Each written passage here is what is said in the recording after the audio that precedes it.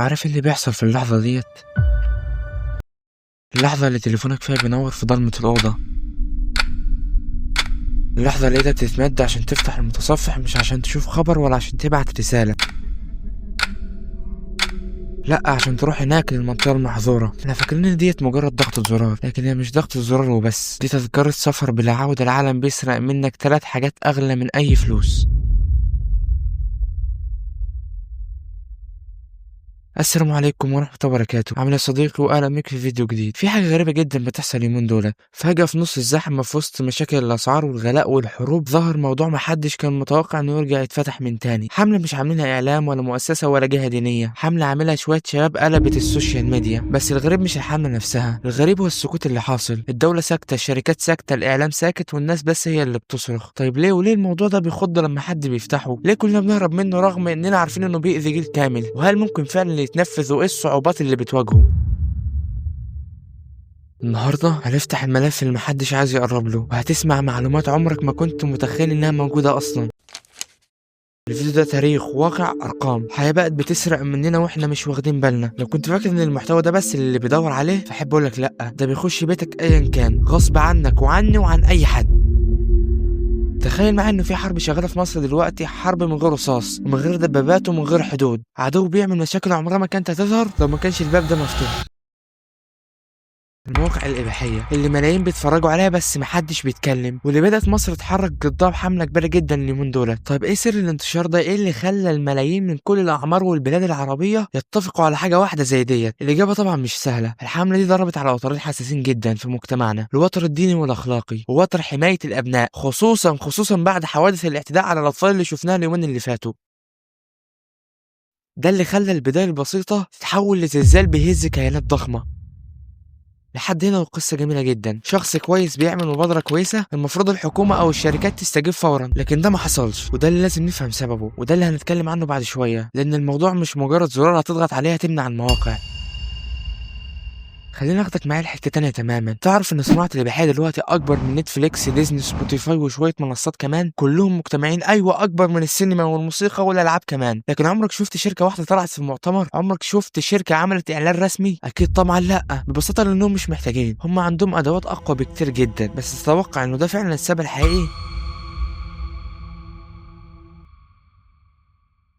في سؤال مهم تاني برضه، ازاي صانعين المواد دي بيقدروا يسيطروا على دماغ ملايين بل مليارات من البشر؟ ادمان الاباحيه يا صديقي علميا بيشتغل بنفس طريقه ادمان الكوكايين والهيروين. المخ بيتعود، بياخد جرعه وبعدها يطلب اعلى واعلى واعلى، لحد ما الشخص نفسه ما بقاش يعرف يحب، ما بقاش يعرف يرتبط، ما بقاش يعرف يبص لحد بعينه. دي مش مبالغه، دي دراسات منشوره في مراكز بحث عالميه. بس ماشي، ده يعتبر كلام للبالغين. طيب نرجع لاخطر كارثه، وهي الاطفال. مالهم الاطفال بالقضيه ديت؟ تعال اقول لك. الاطفال يا صديقي هي الضحيه الاولى. اول تعرض لطفل عربي للمحتوى الاباحي بيكون بين 9 سنين ل 13 سنة. 9 سنين، طفل بيشوف محتوى عقله مش قادر يستوعبه. تخيل طفل لسه بيلعب بالعربية وتصدم بحاجات كبار نفسهم بتتدمر منه. هل الطفل ده هيعرف ينسى؟ هل هيعرف يفهم؟ هل هيعرف يتكلم؟ الإجابة طبعا لا، فحرفيا الطفل ده بيتدمر. في السنين الأخيرة صديقي، مصر اتصدمت بقضايا اعتداء على الأطفال في البيوت، في العربيات، في المدارس. الطفل ياسين، طفل بيروح مدرسته زي أي طفل في العالم، فجأة يتحول لضحية لمجرم عمره أكبر منه بسنين، وقبل ياسين وبعده عشرات، يمكن مئات، يمكن آلاف، بس إحنا ما نعرفش لأن معظم القضايا دي بتندفن. طب ايه علاقة ده بالإباحية؟ بسيطة يا صديقي، المحتوى ده بيغير المخ، بيشوه الفطرة. لما حد يتفرج على محتوى غير واقعي كل يوم، كل ساعة، بيبدأ يدور على حاجة أقوى، حاجة أعنف، حاجة أبشع.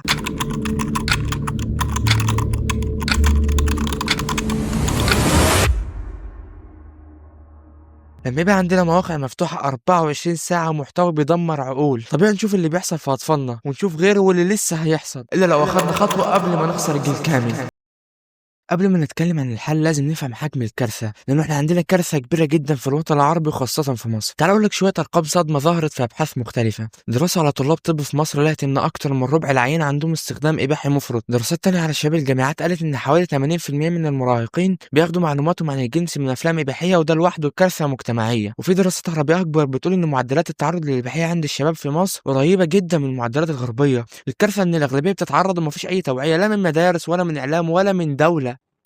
انت عارف ان في منظمات في اوروبا بتقول ان السبب رقم واحد في انهيار العلاقات هو الاباحيه، مش الخيانه مش الفلوس، لا المحتوى هو السبب. فده بيخلق جيل كامل مش عارف يكون اسره اصلا. وادينا شفنا معدلات الطلاق اللي بتزيد في مصر في اخر كام سنه، والسبب الرئيسي هو المحتوى ده. السؤال بقى المهم اللي كل الناس بتساله حاليا، ليه الدوله ما تقفلش الموقع دي؟ الغرب نفسه اصلا حس بالخطر، ودول كتير جدا اخذت خطوات جديه في الموضوع ده. دول كتير جدا زي الهند الصين تركيا باكستان السعوديه قفلوا الاف المواقع. طيب ليه احنا لا؟ ببساطه يا صديقي الموضوع مش سهل زي ما انت متوقع، مش مجرد زرار هنضغط عليه هنقفل المواقع دي. في 3 اسباب مهمين جدا بتقف في صدر الحلم ده.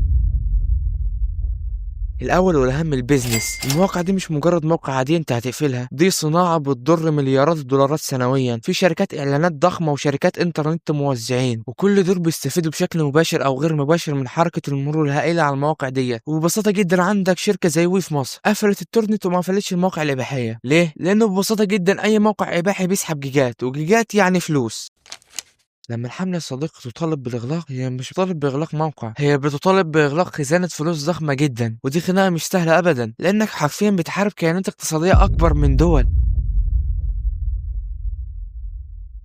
تاني صعوبة هتقابلنا في الموضوع ده هو القانون ازاي يعني؟ فهمني برضه. القانون وحرية التعبير ده موضوع شائك جدا يا صديقي. مين اللي من حقه يقرر ايه اللي اتشاف وايه اللي ما اتشافش على الانترنت؟ لو الدولة قررت تقفل موقع اباحي، طيب بكرة هتقفل موقع اخباري معارض؟ الموضوع بيدخل في منطقة الرقابة على الانترنت، وده بيثير مخاوف كبيرة جدا عالميا، وده بيدي مبرر للشركات الكبيرة زي جوجل وفيسبوك انهم ما تستجبش عشان ما تتهمش بتقييد الحريات. يعني ببساطة ممكن الدولة تقرر تقفل وجوجل الصبح يقول لها لا عادي جدا.